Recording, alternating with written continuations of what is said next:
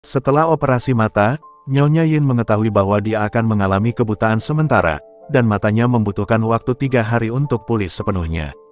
Untungnya, dia menikah dengan ahli bedah sukses bernama Jack, yang berarti mereka mampu membayar pembantu. Mei adalah pembantu Nyonya Yin dan Jack. Mei bertanggung jawab atas semua pekerjaan rumah dan masih punya waktu untuk menggoda temannya si polisi, yang mendapat tiket untuk melihat konser penyanyi populer. Mei menerima untuk pergi bersamanya, tetapi hanya jika dia melakukan kebaikan untuknya terlebih dahulu. Dia membutuhkan dia untuk mengambil roll foto Jack untuk dikembangkan karena dia lupa melakukannya dan tidak ingin ada masalah dengan bosnya. Hari pertama kebutaan berjalan baik untuk Nyonya Yin. Jack menggunakan situasi tersebut untuk sering menggodanya dan mereka bersenang-senang bersama. Sedihnya Jack tidak bisa tinggal bersama istrinya selama pemulihan karena ada konferensi yang harus dia hadiri di Macau. Sebelum pergi, dia membawa ponsel Nyonya Yin karena dia lupa mengisi daya ponselnya, itulah sebabnya dia menjatuhkannya di sofa. Tak lama setelah dia pergi, Mei meminta izin untuk pergi juga karena dia perlu membeli lebih banyak obat untuk asmanya, tapi dia berjanji akan segera kembali. Sekarang Nyonya Yin sendirian di rumah. Nyonya Yin memutuskan untuk duduk di luar dan merapikan rambut sambil menghabiskan waktu bersama anjingnya. Hewan peliharaan itu hampir kabur tetapi ditangkap oleh seorang pria bernama Sam, yang segera mengikat hewan itu ke rumah anjingnya. Sam kesini untuk menjenguk Jack. Ternyata dulu mereka pernah sekolah bareng dan Jack kemudian mengoperasi istri Sam. Nyonya Yin mengundangnya untuk minum, tapi Sam hanya membantunya masuk sebelum memutuskan untuk pergi. Nyonya Yin akhirnya tertidur di sofa dan bangun di malam hari untuk menemukan badai di luar. Mei belum kembali, yang mengkhawatirkan, tapi yang kembali adalah Sam, yang membunyikan bel dan menjelaskan bahwa dia belum bisa mendapatkan taksi karena cuaca. Tanpa curiga, Nyonya Yin mengizinkannya masuk dan berbagi makanan plus teh hangat. Dia juga mengizinkannya meminjam beberapa pakaian Jack. Dalam privasi kamar pasangan itu, Sam melompat ke tempat tidur sambil makan pisang yang berair, merasa seperti raja. Setelah itu, Nyonya Yin dan Sam duduk di ruang tamu untuk mengobrol sebentar. Sam berbagi fakta bahwa dia bekerja di percetakan dan betapa dia mencintai istrinya, tetapi pada awalnya dia berbicara dengan manis tentangnya. Segera dia kehilangannya dan mulai mengoceh tentang fakta bahwa dia tidak membiarkan dia menyentuhnya karena tinta di kukunya. Ketika dia menyadari apa yang dia lakukan, dia segera meminta maaf dan memutuskan untuk pergi karena hujan akhirnya berhenti. Saat dia mencoba untuk kembali ke rutinitasnya yang biasa, Nyonya Yin tidak dapat menghilangkan perasaan seseorang mengikutinya.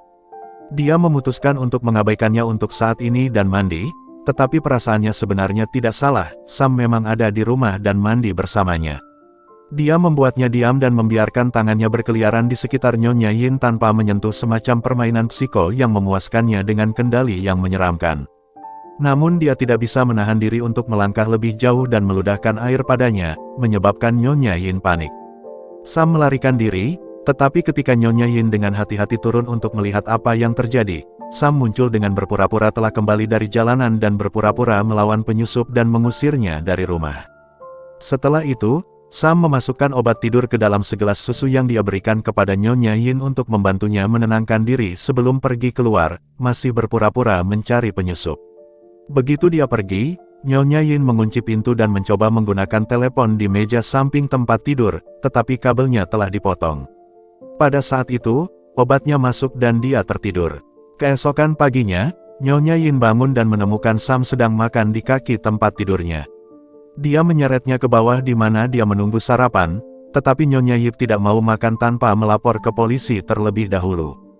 Untuk menghiburnya, Sam mengambil telepon dan berpura-pura menelepon polisi, tetapi sejak dia mencoba telepon tadi malam, Nyonya Yin tahu itu tidak berfungsi dan akhirnya menyadari bahwa Sam adalah orang jahat selama ini.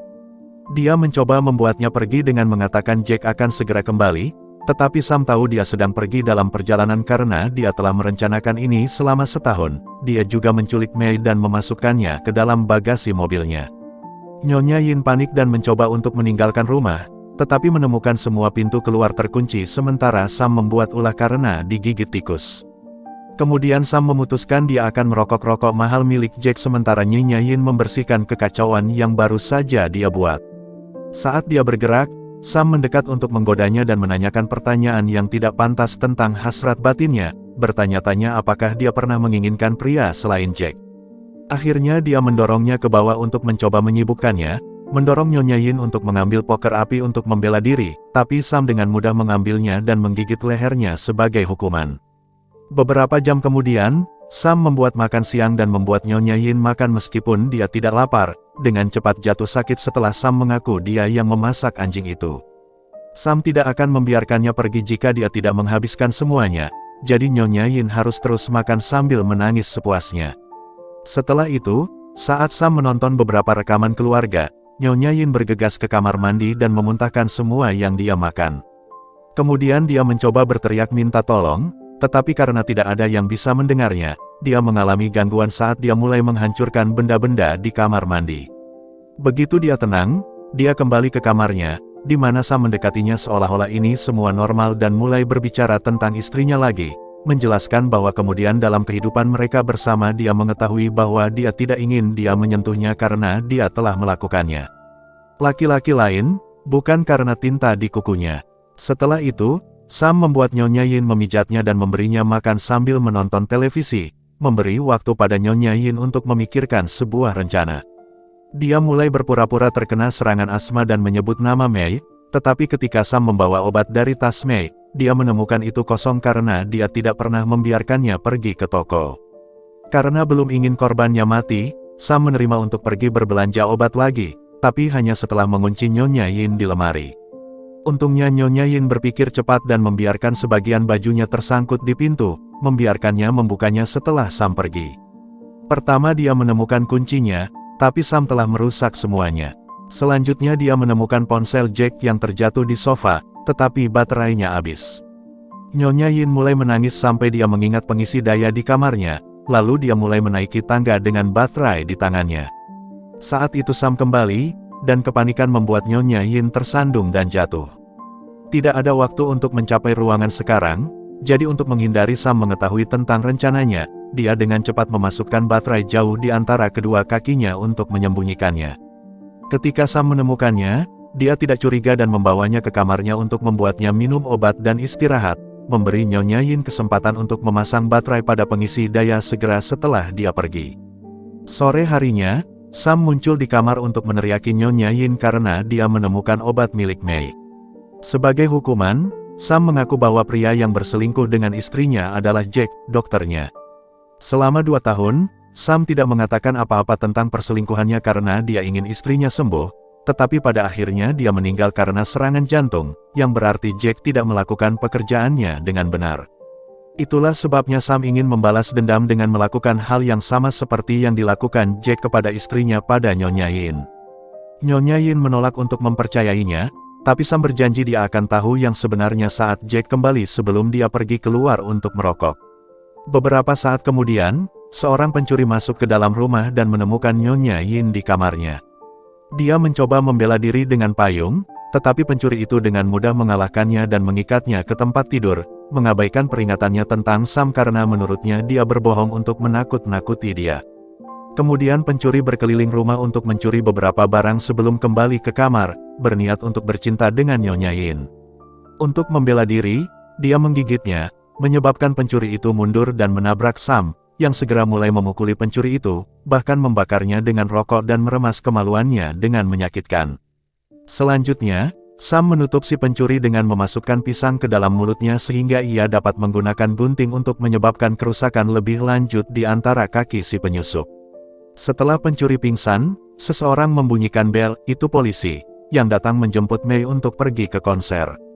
Sam berpura-pura menjadi Jack dan mengatakan kepadanya bahwa Mei tidak ada di sana, yang menurut polisi itu sangat aneh. Setelah memaksa masuk, petugas meminta minum, dan saat Sam ada di dapur, polisi naik ke atas untuk menyelidiki. Ketika dia membuka pintu ke ruang utama dia menemukan seseorang tidur di bawah selimut, dan pada saat itu Sam menghentikannya, membawakan minuman dan memberitahunya bahwa Nyonya Yin sedang tidur karena dia tidak enak badan padahal sebenarnya orang di bawahnya spray adalah pencuri yang tidak sadar. Polisi itu juga menemukan foto pernikahan, tetapi Sam telah menutupi wajah Jack dengan wajahnya menggunakan foto yang ada di dompetnya. Sementara itu Nyonya Yin berhasil membuka pintu lemari tempat Sam meletakkannya, tetapi mulut, tangan, dan kakinya diikat sehingga dia hanya bisa turun ke bawah dengan sangat lambat. Sementara Sam mengirim polisi itu pergi, Nyonya Yin pergi ke dapur dan menggunakan alat untuk memotong tali sebelum berlari keluar rumah melalui pintu belakang. Penglihatannya perlahan mulai kembali, memungkinkan dia untuk melihat cahaya buram di jalan dan pergi ke sana untuk meminta bantuan. Pengemudi memiliki suara yang tajam dan ketika Nyonya Yin menyentuh tangan mereka, dia menemukan bahwa itu adalah seorang wanita, membuatnya percaya bahwa dia aman. Sebenarnya ini adalah Sam yang mengubah suaranya dan menggunakan tubuh Mei, dan jelas dia membawa Nyonya Yin kembali ke rumah. Sementara itu, polisi ingat dia lupa meninggalkan foto-foto itu di rumah dan ketika dia memeriksanya, dia akhirnya menyadari bahwa pria yang dia lihat bukanlah Jack. Petugas bergegas kembali dengan senjatanya keluar, dan saat dia menjelajahi rumah dengan tenang, dia menemukan Nyonya Yin di kamar mandi. Dia berjanji untuk membantunya keluar, tetapi sekarang dia terganggu. Sam mengambil kesempatan untuk mendekatinya dari belakang dan menikamnya sampai mati. Setelah itu, Sam membawa Nyonya Yin ke sofa untuk bercocok tanam dengannya, menjatuhkan senjata polisi di dekatnya.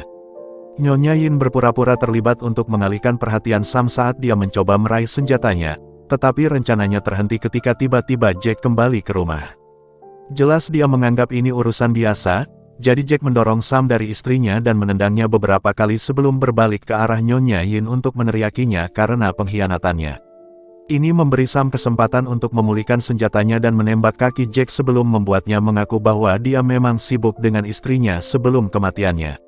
Saat Sam memukuli Jack, penglihatan Nyonya Yin terus kembali, itu masih buram tetapi memungkinkan dia untuk menemukan poker api dan memukul Sam dengan itu. Sayangnya ini tidak cukup untuk menghentikannya, dan Sam hanya mengambil poker darinya sebelum kembali memukul Jack. Sepertinya Sam masih belum bisa mengatakan bahwa Nyonya Yin mulai bisa melihat lagi, jadi dia memanfaatkan hal ini untuk mengambil berbagai benda di sekitar rumah dan membuat rencana. Dia melempar seikat paku payung ke lantai, dan saat Sam menginjaknya sambil mencarinya, Nyonya Yin mengejutkannya dari belakang dan menggunakan kaleng semprotan dengan korek api untuk membakar wajahnya. Sayangnya semprotannya bisa berhenti bekerja dengan cepat, memaksa Nyonya Yin lari ke dapur untuk mengambil alat baru. Kali ini dia melemparkan bedak ke mata Sam sebelum memukulnya dengan sepotong makanan beku. Sam mencoba membela diri dengan poker api tetapi dia tidak dapat melihat dengan baik, dan karena dia tidak dapat menemukan Nyonya Yin dia memutuskan untuk memaksanya keluar dengan menyalakan kompor. Namun, sebelum dia dapat menyalakan api, Nyonya Yin melompat ke arahnya dan menusuknya dengan pensil sebelum melarikan diri. Ketika dia berhasil sampai ke ruang tamu, penglihatannya selesai kembali untuk selamanya. Melihat Sam mengejarnya mendorongnya untuk berpura-pura masih buta, dengan begitu saat Sam mendekatinya dari belakang, dia bisa melakukan serangan balik dengan menghancurkan vas di kepalanya. Kemudian dia berlari kembali ke dapur, di mana dia mengambil seikat kaleng bir dan memasukkannya ke dalam microwave, menyalakannya sebelum bersembunyi di balik pintu. Sam mencoba mengejarnya, tetapi ketika dia mencoba membuka pintu, microwave meledak dan menjatuhkannya.